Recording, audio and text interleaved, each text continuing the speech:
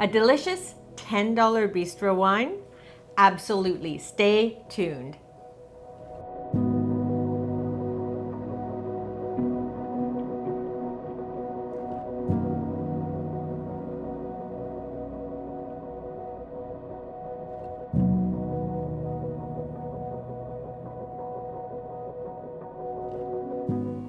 Welcome to my passion project, The Wine Find Talks. This is where I share one wine that I love, why I love it, and then we taste it. So,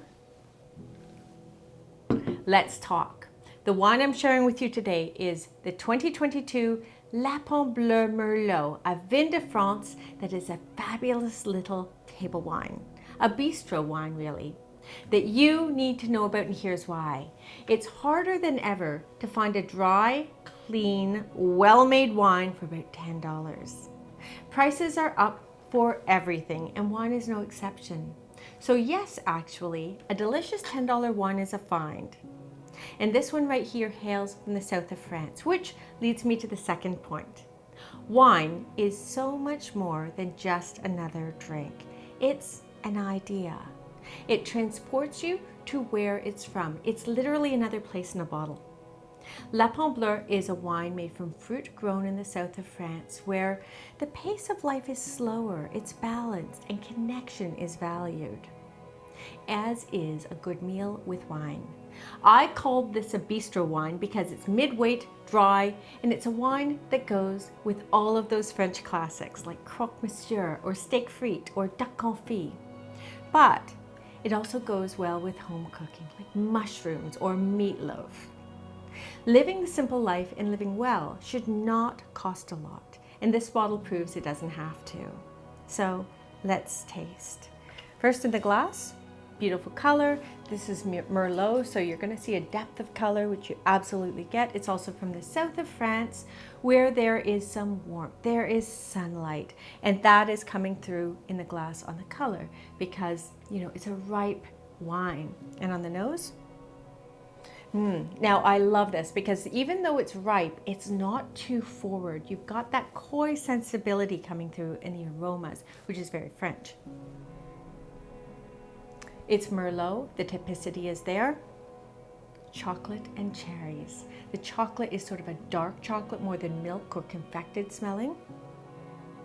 And the cherries are black, plump, ripe cherries. So I like that.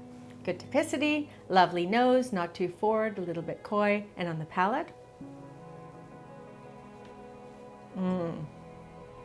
Sweeps in, palate drenching, lovely, not too forward, but there's ripe fruit, lots of fruit stuffing, enough acidity to hold up the fruit and make it quenching, drinkable, something you can enjoy at the table with almost anything, and it finishes clean and dry. So this is a dry table wine that you can enjoy.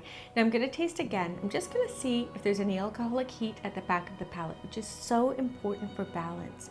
This is a warm region. The alcohol level is 13.5%. I don't notice when I'm just sipping it, but I'm going to focus just to see whether it is indeed very balanced. Beautiful balance.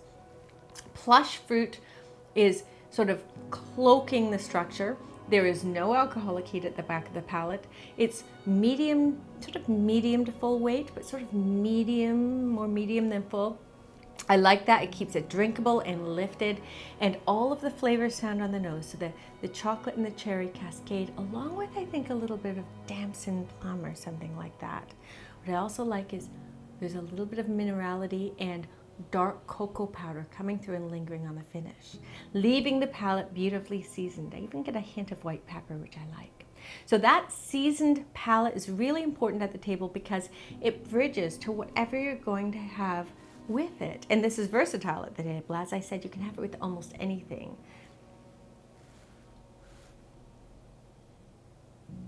Beautiful. You'd never guess the price. Great little label, great value for money. Time to set the table.